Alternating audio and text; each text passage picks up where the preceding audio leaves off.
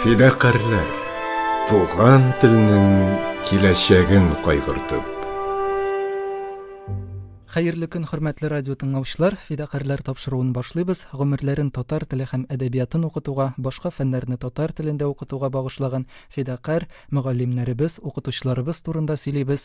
Студиябызның бүгенге кунагы филология фәннәре кандидаты, Татарстан Республикасы Мәгарифне үстерү институтының татар теле һәм әдәбияты кафедрасы мөдире Шәмсетдинова Рәсимә Рауил кызы. Хәерле көн. Хәерле көн, хөрмәтле тыңлаучыларыбыз, радио тыңлаучыларыбыз, хөрмәтле алып баручыбыз Раил әфәнде. Мин иң беренче чиратта акцент ясап, менә ассызыклап шуны әйтәсем килә. Бик зур рәхмәт бу тапшыруга. Чөнки бүгенге көндә татар телен укыту гына түгел, татар телендә белем бирү, татар телендә предметларны укытуга игътибар гаять дәрәҗәдә мөһим әйбер. Һәм менә шушы юнәлешне алып китеп, шушы юнәлештә эшләгән укытучыларга игътибар күрсәтүегез өчен сезгә олы рәхмәтләр. Көн кадагын тотып алгансыз. Рәхмәт сезгә. Бик зур рәхмәт яусын Рәсимә апа. Без әле тагын татар телендә үз балаларына белем бирүче һәм инде шушы юнәлештә туган тел мөхитен тудырырга тырышып йөргән әти-әниләргә багышланган тагын бер проект алып барабыз. Онысы инде безнең заман каһарманнары дип атала. Монысы тагын да актуальрәк миңа калса. Бик актуаль проект һичшиксез. Мин инде сезгә апа дигәнгә үпкәләмәссез, чөнки бу бик тә якын итеп әйткән сүз. Сез үзегез дә Без апалар бит инде. Без апалар. Сез үзегез дә менә күптән түгел генә үткән Хатип абыйның конференциясендә безнең университетта апалар һәм абыйлар бар иде, кемнеңдер кызлары, уллары түгел дип бик матур чыгыш ясадыгыз. Без моны инде Татарстан радиосыннан репортаж иттереп тә эшләп бирдек. Һәм гомумән апа дип эндәшүем сезнең ирешелгән уңышларны, дәрәҗәләрне, сез бүген филология фәннәре кандидаты, башка мактаулы исемнәрегез дә бик күп. Берсен дә кимсетми, төшерми дип уйлыйм. Һичшиксез. Һәм апа дип эндәшү ул миңа калса тапшыруга карата ниндидер бер ихласлык өсти торгандыр. Безнең фидакарлар тапшыруы ул нәкъ менә ихлас сөйләшүгә корылган. Беренчедән бик зур рәхмәт фикерләрегезне белдереп үткән өчен безнең шушы проектка карата. Һәм инде икенчедән студиябызга сезне чакыруның бик матур бер сәбәбе дә бар. Менә шушы тапшыруда катнашырга килгән укытучыларның күпчелеге сезне искә алмыйча калмыйлар. Рәхмәт. Рәхмәт. Сезне да зур рәхмәт. Алар чыннан да үз остазлары дип саныйлар. Һәм мин дә үземнән өстәп әйтеп үтим. Шушы журналистикада эшләү дәврендә һәм гомумән шушы татар дөньясы белән янып яшәүгә керткән өлештә сезнең өлештә күптер дип уйлыйм, чөнки мин инде үземне дә сезнең шәкертегез дип саныйм. Безне авылдан килгән балаларны шулай кабул итеп үзегезгә гашыйк итә алдыгыз һәм гомумән татар теленә гашыйк итә алдыгыз. Без инде төркемдәшләр белән сөйләшкән вакытта идеаль татар хатын-кызы кем ул дигән сорауга һәрвакыт сезне атый идек. Рәсимә апа кебек буласыбыз килә дип әйтәләр иде. Һәм инде безнең төркемдәшләрнең дә үзләренә тормыш юлдашы итеп татар егетләрен һәм инде татар кызларын сайлауларында да миңа калса сезнең өлешегез күпмедер дәрәҗәдә бардыр, чөнки аларның менә башларында шулай формалашкан бит инде идеаль татар хатын-кызы, татар гаиләсе шулай булырга тиеш дип. Менә без татар телен хәзер укытканда ана теле дип укыту гадәткә керде бит, Рәсимә апа. Мин инде тапшыруыбызны менә педагогика мәсьәләсеннән башлыйсым килә. Татар телен укытканда укытучының роле.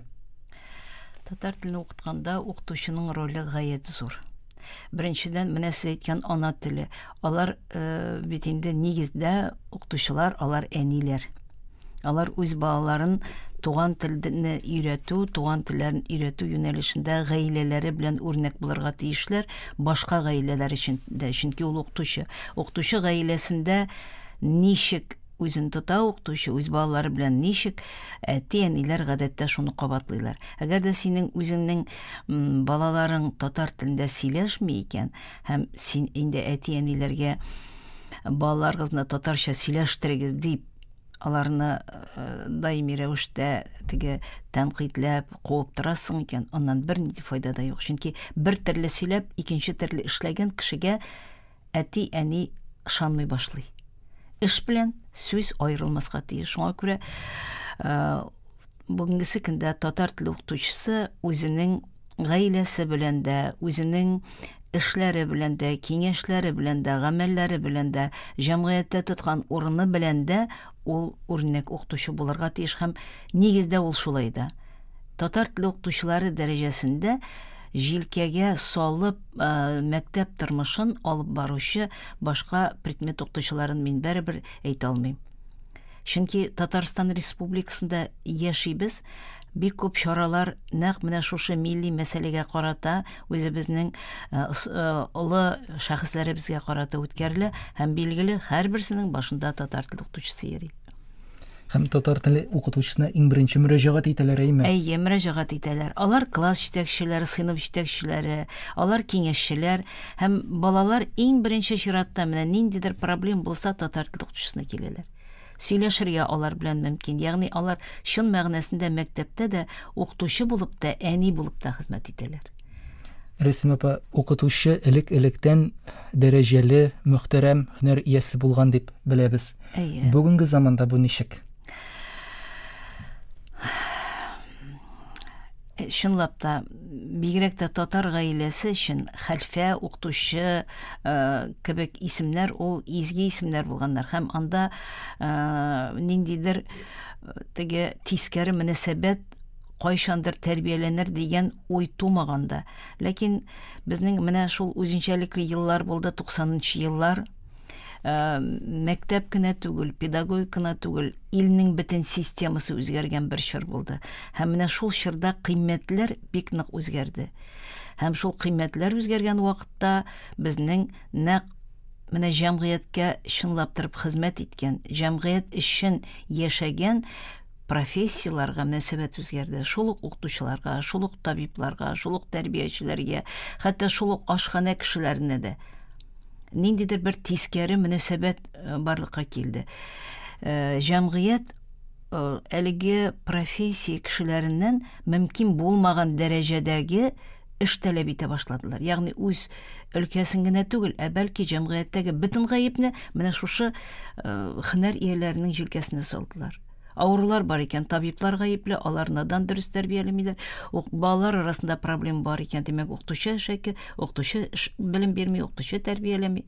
Һәм билгеле, моның сәбәпчесе булды. Әнә ул вузга укырга керү процессы, бакалавриат, магистратура һәм гомумән теге ниндидер фәннәр буенча билгеләр артыннан куу дигән әйбер йөге агаларның да үзенең йыгынтысы булды. Чөнки 10-11 класста беребезгә дә сер түгел, әнә шул йыгыга бара торган предметлар өстендә генә эшләү, шуларны гына өйрәнү, шуларны гына уку, репетиторлар алу кебек менә шундый тенденциялар, алар барысы да укытучының җәмгыятьтә тоткан урынын, ролен бик нык төшерде. Гәрчә укытучы үзенең функциясын һәр вакытта да җиренә җиткереп башкарып килде. Шуңа күрә бүгенгесе көндә дә мин укытучының дәрәҗәсе тиешле югарылыкка менеп җитте дип әйтә алмыйм. Дөрес, бик күп эшләнә соңгы елларда укытучының статусын, дәрәҗәсен, абруен күтәрү юнәлешендә. Ләкин мондый эшне бит тиз генә эшли торган түгел. Аның өчен кешенең фикерләве, кешенең тәрбиясе, кешенең дөньяны кабул итүе, дөнья картинасы үзгәргә тиеш. Без шуның өстендә эшләргә тиешбез. Әлегә менә шушылар өстендә эшләү процессы була. Мин бик ышанам, берничә елдан укытучының җәмгыятьтәге урыны, аңа булган мөнәсәбәт ул бик нык үзгәргә тиеш. Менә быел бит инде Россия президенты тарафыннан укытучы һәм остаз елы буларак игълан ителде. Менә шулай елларны игълан итү, бер темага багышлау, моңа калса үзенә бер күрә өлеш кертә торганда шулай ук ничек саныйсыз? Бу чынлап та президентыбыз тарафыннан менә мондый елны игълан итү ул бик вакытлы, бик кирәкле һәм мин аны дәвамлы булыр дип ышанам, чөнки укытучыдан башка җәмгыять юк. Бер җәмгыятьнең кая барасын, җәмгыятьтә нинди кешеләр яшисен, гаилә белән бергә укытучы билгели. Белем ягыннан да, тәрбия ягыннан да. Һәм шуңа күрә менә мондый елның бик вакытлы игълан ителүе һәм ниһаять үзәккә тәрбия мәсьәләсе куелу, тәрбиягә мөнәсәбәт үзгәрү, ул бик теге уңай күренешләр безнең тормыштагы. һәм быелгы елда менә барган чаралар безнең Татарстан Республикасының Мәгариф һәм фән министрлыгы тарафыннан алып барыла торган чаралар, алар барысы да укытучының дәрәҗәсен, статусын күтәрү өчен эшләнә. Һәм мин ассызыклап әйтер идем, Татарстан Республикасында бигрәк тә татар теле һәм әдәбияты укытучыларының дәрәҗәсен күтәрү юнәлешендә чаралар бик күп үткәрелә. Аларга төрле яклап ярдәм оештырыла. Бездәге кадәр күп грантлар башка бер генә регионда да юктыр. Шуңа күрә президентыбызга, Татарстан Республикасы президенты Рөстәм Нургалиевичка шушы зур игътибар өчен бик зур рәхмәт. Һәм гомумән без аның даими рәвештә татар теле укытучыларына булган җылы, кайгыртучан мөнәсәбәтен тоеп яшибез. Ул бөтен регионда да күзәтелми. Бу әйбер бар иде Минтимер Шариповичта да, һәм менә ул безнең бик шундый эстафета буенча тапшырылып килгән тенденция. Хәтта ниндидер чараларга, регионнарга барсаң, анда кайдан икәнлеген әйтсәң, әйтәләр, сез Татарстан белән сөйләшеп булмый инде, сезнең Татарстанда укытучыларга мөнәсәбәт бөтенләй башка диләр. Ягъни анда да беләләр. Шуңа күрә эш алып барыла һәм һичшиксез укытучының статусы яңа бер югарылыкка куелыр, күтәрелер һәм укытучылар да үзләре дә бу юнәлештә үзләренең кешеләрен кызганмыйча хезмәт ителәр дип каласы килә. Рәсим апа, менә 90-нчы елларда төрле һөнәрләргә мөнәсәбәт үзгәрде дип мисаллар китереп әйттегез, әйме? Мин уйлап куйдым әле шуны әйткәннән соң, тарих чыннан да кабатлана икән, кабатланмый дисәләр дә. 2017 елны беләбез бит инде, барыбызның да күңелендә шулкадәр авыр тойгылар калдырган ел булды бу, әйме? Татар теле укытучыларына мөнәсәбәт шулай ук тамырдан үзгәргән ел булды бит. Менә бүгенге күзлектән караганда, бүгенге заман, бүгенге бийеклектән караган вакытта без инде адаптация үтеп биттекме? Шушы елдан соң. Үтеп биттек дип әйтсәң дә ярый торгандыр, чөнки инде укытучылар 17нче елдан соң булган шок хәленнән каядыр чыктылар, чөнки мәктәптә үз урыннарына кире кайттылар алар, ягъни мин урын дип әйтүем эш урыны түгел, әмма үз халәтләренә, үзләренең абруйлы дәрәҗәләренә кире кайттылар. Аларга мәктәп коллективында мөнәсәбәт кире үзгәрде, чөнки яшерен батырын түгел, шундый чор булды 17нче елдан соң. Татар теле укытучысы ниндер укыту процессында кымачолык ясап йөргән укытучы шикелләрәк кенә кабул ителде. Менә әлеге дә баягы республика җитәкчелегенә кабат рәхмәт әйтәсем килә, күпме укытучыларны без саклап кала алдык. Шунда biz йөзләгән укытучыларны кабаттан әзерләү курслары аркылы үткәрдек. Аларга башка предметларны алып бару өчен мөмкинлек бирдек. Бик күп мәктәп директорлары үзләрен бик оста, акыллы җитәкче итеп тотылар һәм укытучыларны кыскартмадылар, аларны саклап калдылар. Һәм мин татар теле укытучыларында шул вакытта яңадан башка бер караш белән карый башладым, чөнки бөтен предмет укытучылары да шул арада бер юлы, мәсәлән, аның кайсыдыр чит тел укытуга әзерлек курсларына килде, кабаттан әзерләүгә. Кемдер математик, кемдер география, кемдер рус теле, кемдер тарих, кемдер биология. Ул бит татар теле укытучысы. Ничек үзеңне шул дәрәҗәдә тиз үзгәртеп, икенче предметларны үзләштереп, ул предметларны укыта башларга мөмкин иде. Татар теле укытучысы югалып калмады. Ул бу әйбергә аларга сузылган ярдәм кулына алар бик теге рәхмәтле булып шушы әзерлек курсларына киттеләр. Һәм шунысы бик кызганыч, безнең иң көчле, иң шундый фикерле, иң рус теге бер сүз килеп кергән сүз бар бит инде, креатив дигән, иң креатив алдынгы карашлы укытучыларыбыз кызганычка каршы бүген родной русский укыталар, чит тел укыталар, параллель рәвештә алар татар телендә алып баралар, ләкин татар теле сәгатьләре азрак, чөнки аларның дәрәҗәсен мәктәп директоры кабат күрде. Ни дәрәҗәдә башка предметны да оста итеп укыталар. Коллективта укытырлык кеше юк. Шуңа күрә татар телен минималь дәрәҗәдә калдырып, аларга әнә шушы төрле предметларны укытырга бирделәр. Һәм менә шушы әйберләр бөтенесе дә татар теле укытучысының чын мәгънәсендә теге педагог та булу, белемле дә булуын, шын мәгънәсендә укытучы булуын дәлилләде. Шуңа күрә мин бүгенге көн татар теле укытучысы мәктәптә бик лаеклы урынны тота дип саныйм. Ләкин бер ләкин бар. Ләкин укытучыларыбыз инде урта буын укытучылар нигездә. Яшь буын укытучылар мәктәптә бик аз. Менә шунысы бик кызганыч. Ни өчен килми алар? Ни өчен килми? Менә мәсәлән, татар теле укытучысына түгел, шул башлангыч сыйныф укытучылары. Педагогия киллиятын бетерәләр. Мәктәпкә баралар, шәһәргә мәсәлән киләләр. Фатирга түләргә кирәк.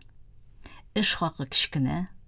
Тырышып карыйлар да китеп баралар. Бүгенгесе көндә укытучының менә мәктәпкә яңа гына килгән укытучының эш хакы мәсьәләсен карарга кирәк. Чөнки бер нинди әле дәрәҗәсе булмаган укытучы, ягъни ул бит инде квалификацион категорияга ия булмаган укытучы зарплатын, эш хакын аз ала. Аннан соң мәктәпкә килеп кергән укытучыга эш сәгатьләрне күп биреп, вузны бетереп кенә әле ул мәктәпнең теге бөтенләй мөхитенә күнә алмый, балаларның холкына күнә алмый, балаларның яшь үзенчәлекләре буенча эшчәнлек төрләрен табып бетерә алмый, чөнки башта мәктәпкә килгән, әле яңа килгән укытучыга эш хакын зурайтып, аңа нагрузканы минималь дәрәҗәдә биреп, һәм аның мәктәптә аерым бер стажын билгеләп, менә шулай мәктәпкә күндергә кирәк. Мәктәпкә килә ул вузны бетергән укучы студент, ләкин ул менә шушы әйберләр белән 100% бәрелешә дә, тиз генә бу эш аныкы түгел икәнлеген аңладым имеш дип әйтәләр, аңламый ул аны, авырлык басаны, һәм ул китеп бара. Әле бит бүген Рәсим апа күп укытучылардан, шушы яшь укытучылардан ишеткән бар, балалар белән эшләү бер хәл, анысы инде аның гомер буе килгән, әйме?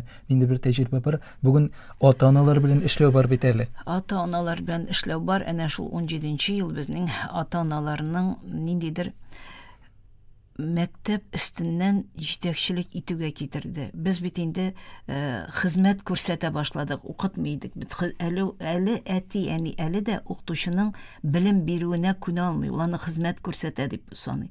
Һәр бер очракта менә укытучыны гаепләп, үзен аклап, укытучы өстенә йөк ию дигән әйбер әтинләрдә әле дә бар.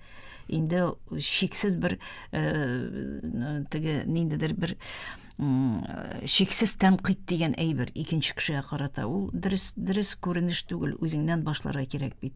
Бер чор булды. Бөтен кеше татар теле укытучысын методикага өйрәтә башлады. Татар телен начар укыталар, методиканы белмиләр, тегеле әйтмиләр, булай әйтмиләр. Тапшыруларда да шул ук әйбер. Мин шунда сорау бирәсем килә иде. Үзегез сез методика нәрсә дигән сүзне беләсезме соң?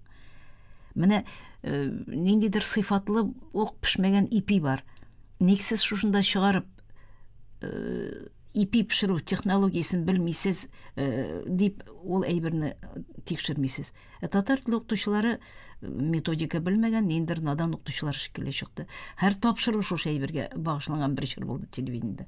Ул әйбер мине бик теге күңелемә тия иде, чөнки һәр профессияда ниндидер җитешсезлеге булган кешеләр бар. Ләкин гомумән укытучылар турында сөйләгәндә, гомумән татар теле укытучылар турында сөйләгәндә, сак булырга кирәк. Укытучылар бит инде алар бала белән эшлим, балага белем бирәм, баланы тәрбиялим дигән ният белән мәктәпкә килгән. Аларның ниятләре, гомумән укытучы дөньясы ул бөтенләй үзенчәлекле дөнья. Ул дөньяны белмәгән кеше генә укытучылар турында начар сөйли. Әгәр дә мәктәптә бер ратына килеп укытучының эшләгәнен карап торсалар, алар шаккатыячаклар. Булай итеп тә эшләп буламы икән ди? Профессияңа шулай итеп хезмәт итеп буламы икән дип.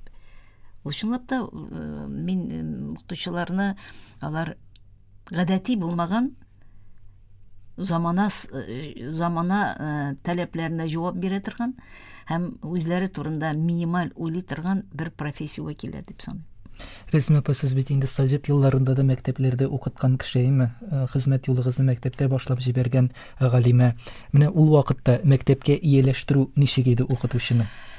Совет чорында ситуация башкарак иде. Мәсәлән, без югары уку йортын бетергәч, безнең бит инде мәктәпләргә тарату, ягъни заказ үтәү дигән әйбер бар иде. Мәгариф министрлыгы вәкилләре, вуз вәкилләре һәм ранолардан килгән вәкилләр утырып безне төрле районнарга тараталар иде. Шул районнарга барып эшләү, 3 ел анда эшләү барышында югары уку йортына килеп, ел сайын без стажировка шикелле үтә идек аны, килеп без отчет бирәйдек. Ничек эшлибез, нинди авырлыклар бар, нинди кыенлыклар бар, нәрсә белән очрашабыз.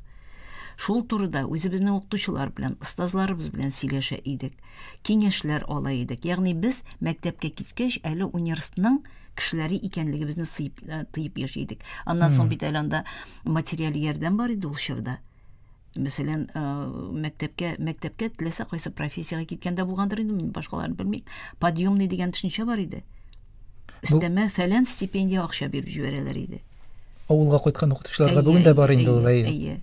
Шуңа күрә вуз белән бәйләнеше бетмәгәч, 3 ел дәвамында инде бит профессиягә күнәсең, һөнәреңгә күнәсең, коллективка күнәсең.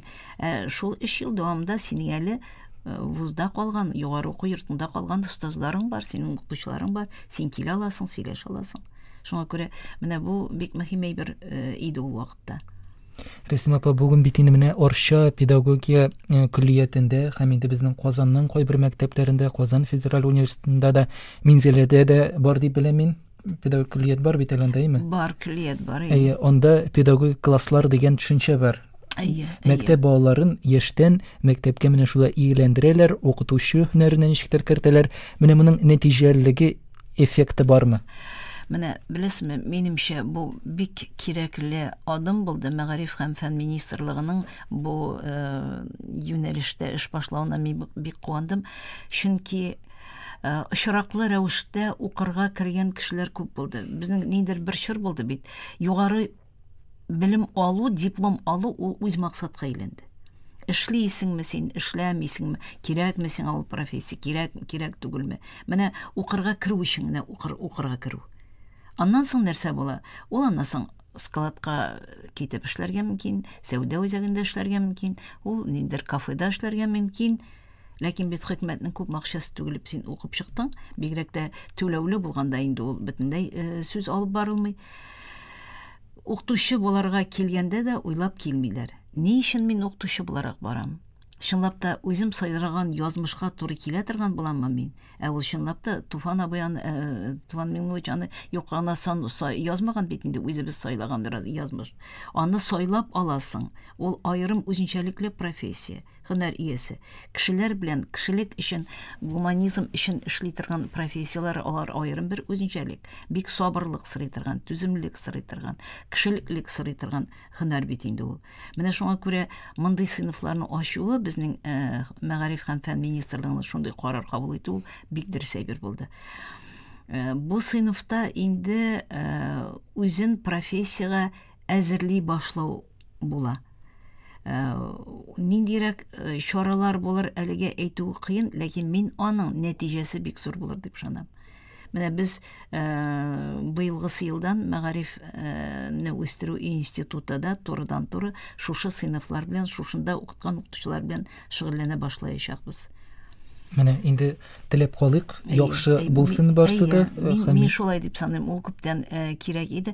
Һәм гомумән инде стандарт нигезендә бит профильле класслар дигән әйбер бара. Безнең совет чорында да бар иде профильле класслар. Һәм билгеле бер предметлар буенча гына түгел, гомумән профильле классларны алып бару дигән әйбер кирәк иде. Менә бу сыйныфларда мин фақат чынлап та теге җаннары белән кешелекне тәрбияләргә, белем бирергә теләгән кешеләр генә, укучылар гына булыр дип ышанам. Рәсим апа, 1973 елдан мәктәптә дидегез бит. Ул вакытта да татар теле укыткансыздыр дип уйлыйм. Мин гомерем буенча татар теле укыттым, гомерем буенча. Менә бер укытучы белән сөйләшкән вакытта, шулай ук инде гомер буе татар теле укыткан, 80нче еллардан билгеле. Ул әйткән иде, ул вакытларда совет елында рухи яктан үзеңне хис итү рәхәтрәк иде дип. Чөнки теләгән бала килә синең дәресеңә дип әйткән иде татар теленнән. Сез бу фикергә ничек, нинди мөнәсәбәттә?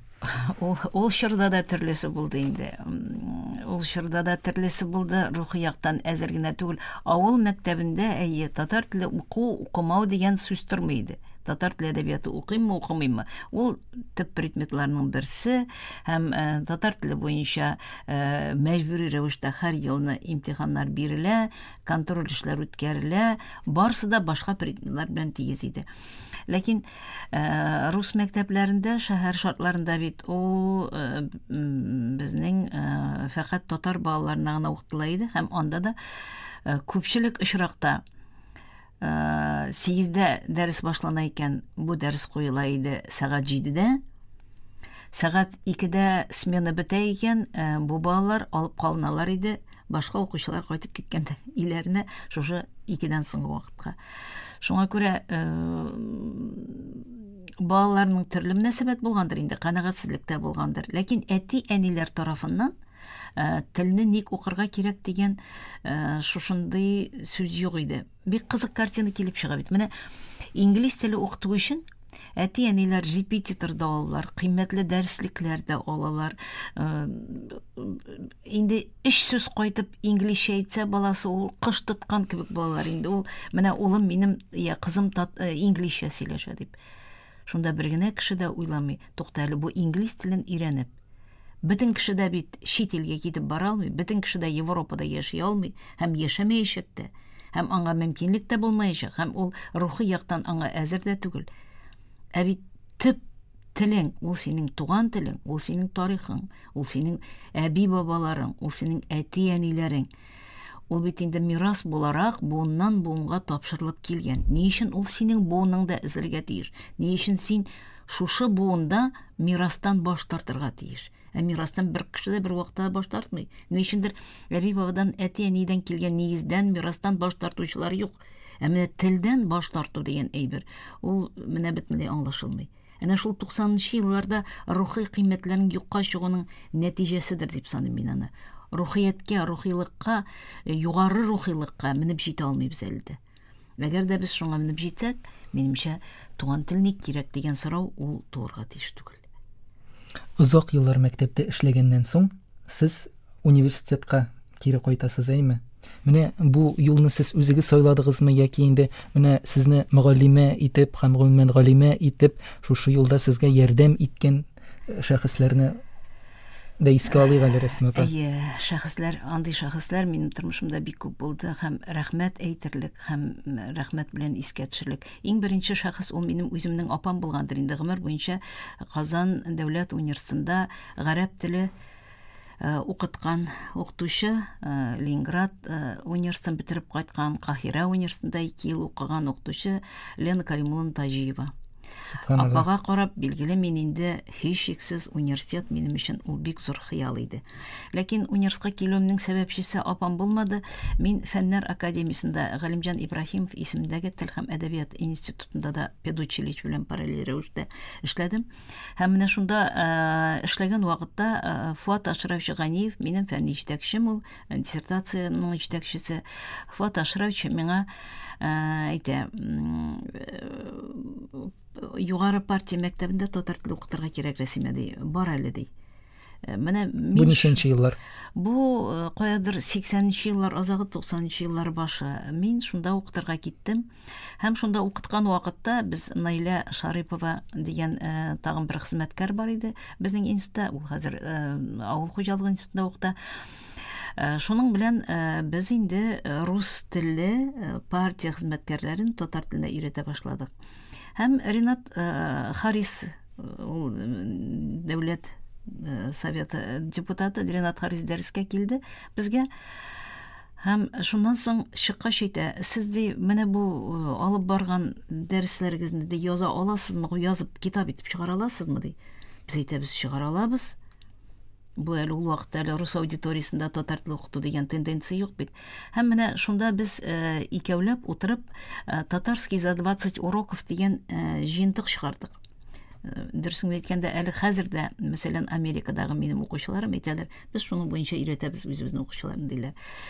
Ул теге практикадан чыккан дәреслек булды, шул дәреслек чыкты, һәм инде без эшләүебезне дәвам итәбез.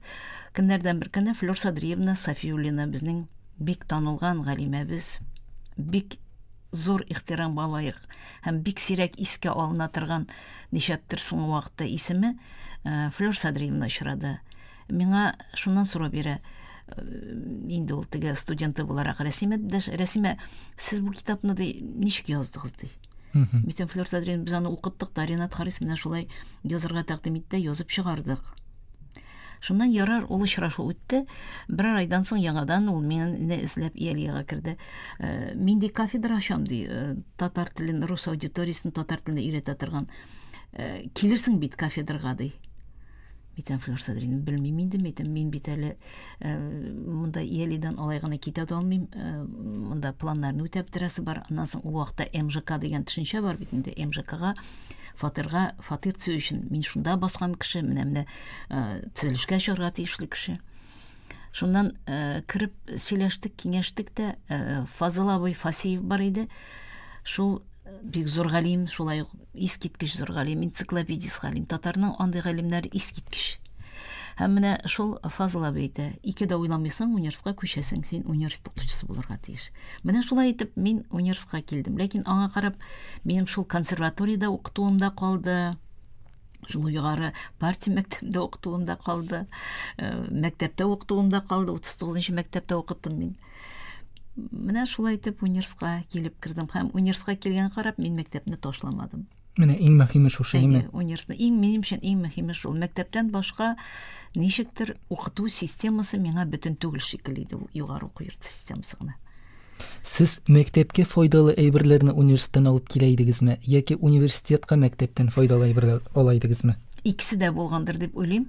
Чөнки, мәсәлән, Флёр Садриевна дәреслектәр яза башлады, ул вакытта бит татар теле буенча дәреслектәр юк, рус аудиториясендә укытыр өчен дәреслектәр юк. Һәм иң бөтен теге эшен ташлап, Флёр Садриевна шул дәреслектәрне яза башлады. Флёр Садриевна төзгән дәреслектәр белән мәктәптә укытам да, кайтып әле Флёр Садриевнага сөйлим, менә тегеләй түгел, менә булай түгел. Ул аны һәр вакытта кабул да итмиде, ләкин менә мин практикада, гамәлдә кулланып карагач, аңа шушы әйберләрне кайтып сөйли идем. Мәктәптән мин шулай ук бик зур әйбер алып вуздан бик зур әйбер алып келген. Мәктәпкә мин татар теле дәресләрен кызыклырак үткәрү өчен мәгълүматлар күп. Теге горизонт киңрәк. Шуңа күрәсең мәктәптә мине укучылар яратканнардыр дип саныйм. Мин 39-нчы мәктәптә укытканда ниндер укучылар белән аерым бер якынлык бар иде. Һәм инде безнең аннан соң шушы академик колледж дигән без яшь укытучылар университетының яшь укытучылары физфак каршында төзедек Павел Шмаков белән бергә. Ул классларда укыткан вакытта да аларны вузга әзерләү, студент тормышына әзерләү менә университетта укыткан укытучыга җиңелрәк булгандыр. Чөнки алар өлкән классларга киләләр 11-гә безгә. Шуңа күрә безнең колледж бетергән, лицей бетергән укучыларыбыз алар университетта бик уңышлы булып китеп, тормышта да бүген бик уңышлы баралар. Һәм татар җанлы кешеләр, укучылар дип әйтергә кирәк.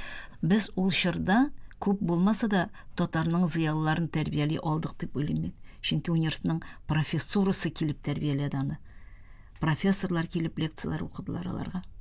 Менә рус аудиториясына татар телен укыту дип искә алдыгыз әйме? Нинди генә бүген дәреслекләр юк, кем генә эшләми?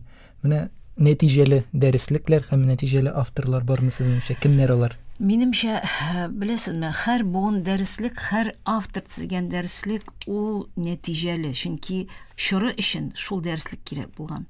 Шул дәреслекләргә таянып кабат дәреслекләр төзелгән, шул тәҗрибә исәпкә алынган. Шуңа күрә теге бүген тегесе булай, бусы булай дип сөйләү шактый авыр. Һәр бер дәреслек ул бик зур хезмәт. Мин үзем дәреслек авторы буларак аның ни дәрәҗәдә авыр эш икәнлеген яхшы беләм. Менә бүгенге көндә мин бик теге уңышлы дип саныйм, мәктәп укытучылары тарафыннан төзелгән сәлам укыту методик комплектын. Ни өчен уңышлы дип саныйм? Чөнки мәктәптә үзләре ике тел белгән укытучылар алар һәрберсе, яшь буын, Алар Оксфорд дәреслекләрендә өйрәнделәр, Төркиядә чыккан яңа дәреслекләрендә өйрәнделәр. Бик күп шушы дәреслек төзегәнче эшчәнлек алып бардылар һәм һәр даим алар аны үзләре сынап торалар, җитешсезлекләрен күреп торалар, укучыларга нәрсә кирәк, ничек укытырга кирәк икәнлеген күреп торалар. Шуңа күрә мин ул дәреслекләр белән укытучыларга эшләү җиңелрәк булыр дип саныйм.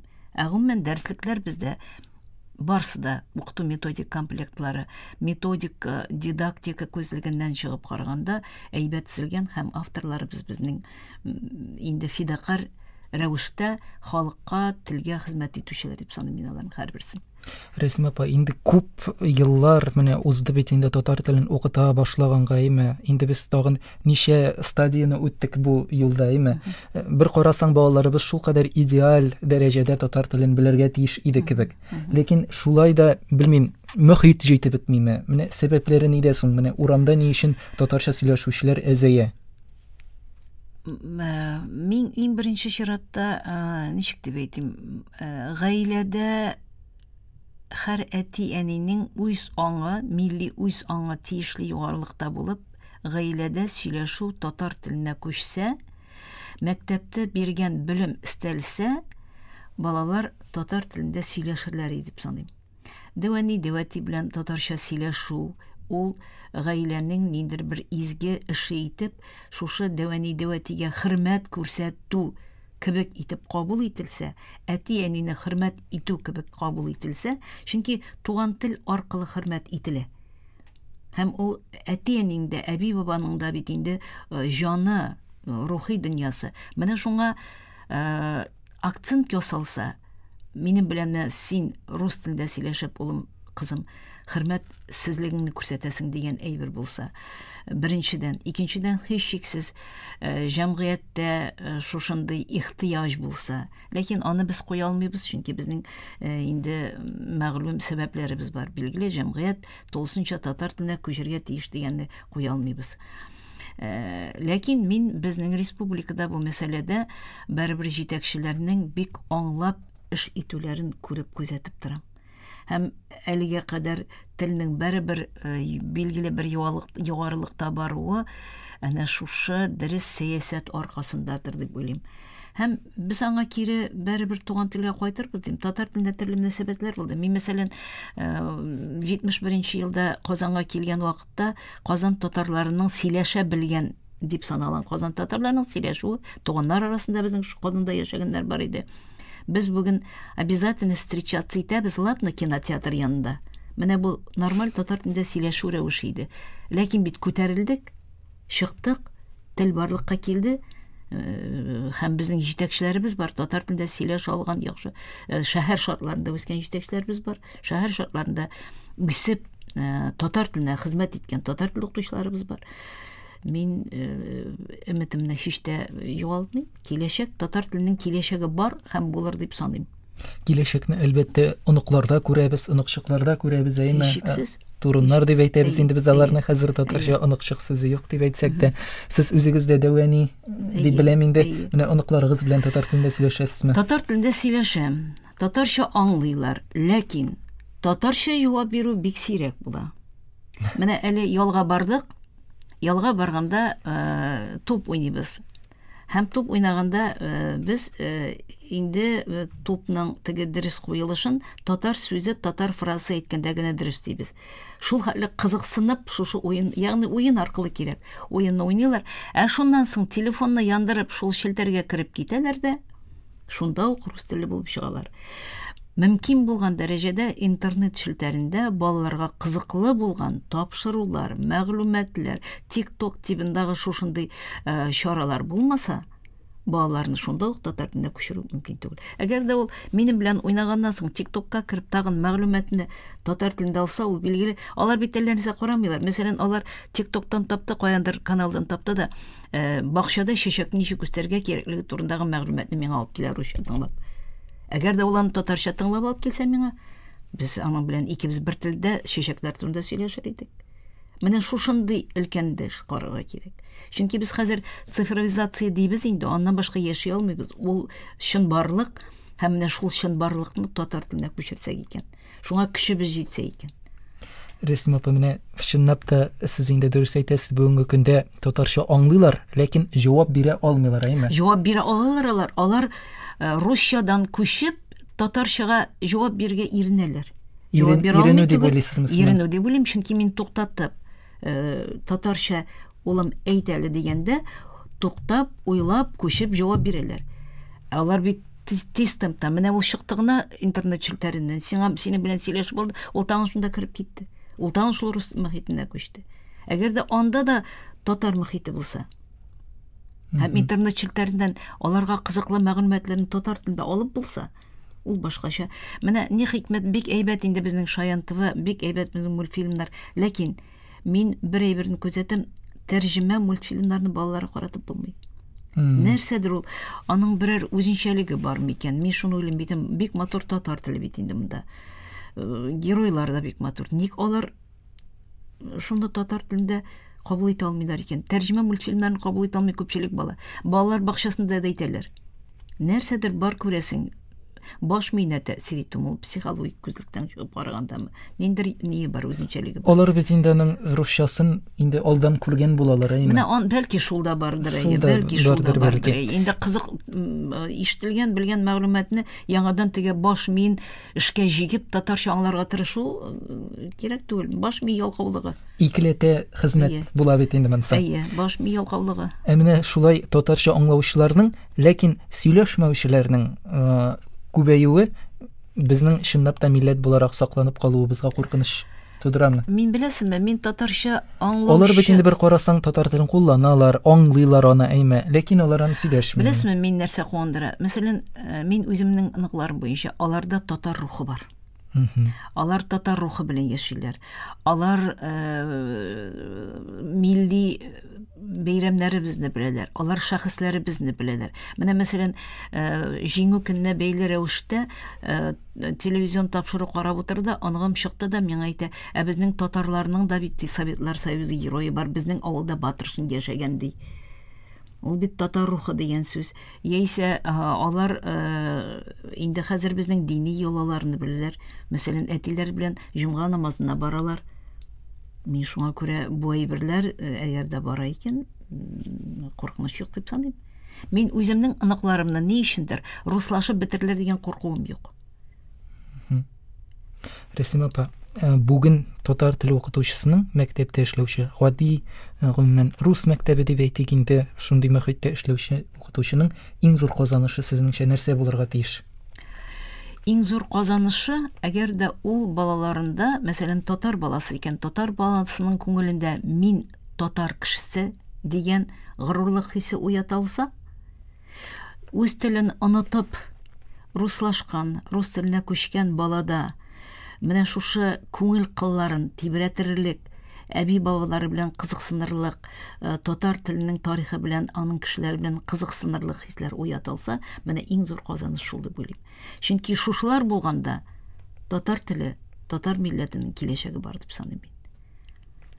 Сезнең эшне бүген дәвам итүчеләр бармы? Яшьләр арасында? Һичшиксез бар. Бик шундый, ничек дип әйтим, бездән күпкә остарак, бездән күпкә белемлерәк, бездән күпкә кызыклырак татар теле укытучылары бар. Искиткеч, менә быелгы татар теле укытучысы, ел укытучысы конкурсында сыкланып карап утырдым яшь укытучыларга.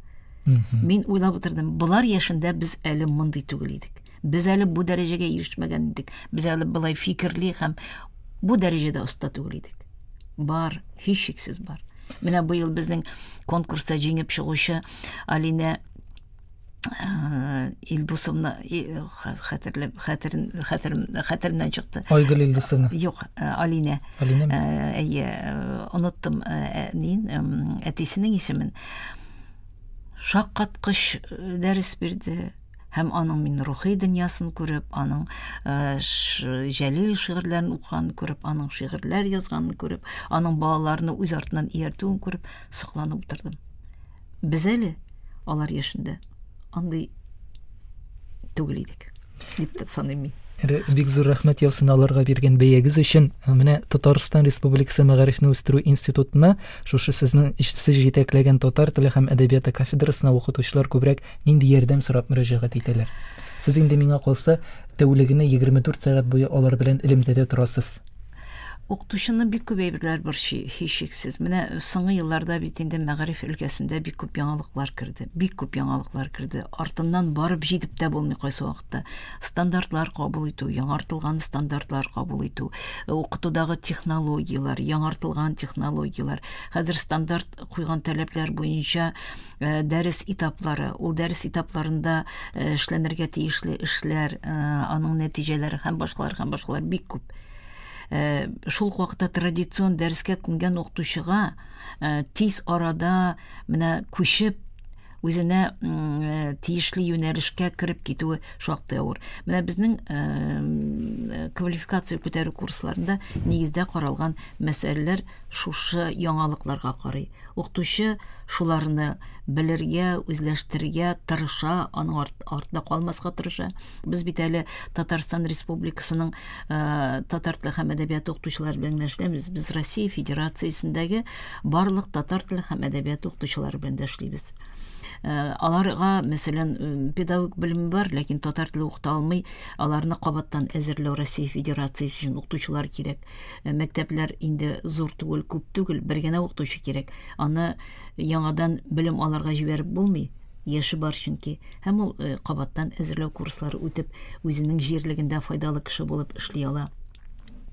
Һәм семинарларда инде без, мәсәлән, яңа укыту методик комплектлары белән эшләү үзенчәлекләре турында сөйләшәбез. Айрым тел өйрәтүгә дә айрым бик файдалы булган айрым технологияларны аңлатабыз. Шулар җирлегендә ничек эшләргә икәнлеген күрсәтәбез.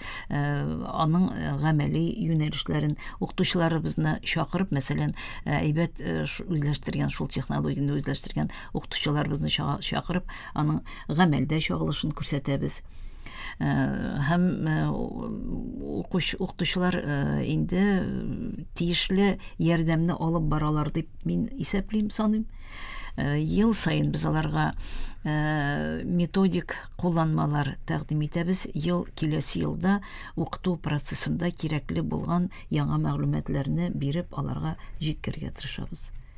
Рәсим апа, сез бүгенге көндә бит әле университетта эшчәнлегегезне дәвам итәсез, әйме? Без сезнең белән күпмедер күләмдә коллегаларда, әле хезмәттәшләр, Казан Федераль университетына бик зур рәхмәт. Менә сезнең дәресләргә килгән укучылар ни дәрәҗәдә әзер булып киләләр? Беләсезме, менә төрле поток дип әйтәбез бит инде. Төрлесе төрлечә. Шундый әле бит алар арасында авылдан чыккан балалар да бар, әйме, һәм Казан мәктәпләрен тәмамлаган балалар. Казан мәктәпләре бар. Ләкин бер әйбер куандыра, менә кайдан гына килсәләр дә татар теле белән кызыксыну бар. Татар теленә ниндидер бер теге ихтирам, хөрмәт бар һәм өйрәнергә тырышу бар. Узган ел Мәскәүдә яшәп, диплом язды миндә бер магистр кызыбыз. Һәм билгеле аның инде диссертациясе рус телендә язылды, ләкин шуның сорау булды. Әйдәгез әле менә шушы юнәлешкә карата татар теле материалларын эзләргә миңа ярдәм итегез әле, кайлардан эзлим дигән сүз. Бу бит бик мөһим әйбер. Рус баласының рус телендә диплом язган студентның шулай кызыксынып татар теле материалын бирергә, тупларга тырышуы. Шуңа күрә төрле курста төрлечә, ләкин нигездә мин менә чынлап торып журналист булып эшлим дип килгән студентлар арасында телне белергә омтылыш, телне белү, тел материалын файдалана алу бик югары дәрәҗә дип саныйм. Һәм миңа калса иң мөһиме, сезнең дәресләрегездән студентлар татар рухы белән рухланып чыгып китәләр. Менә монсы да шулай ук. Мин шул юнәлештә тырышам. Минем өчен, мин гомумән укытучыларга да әйтәм.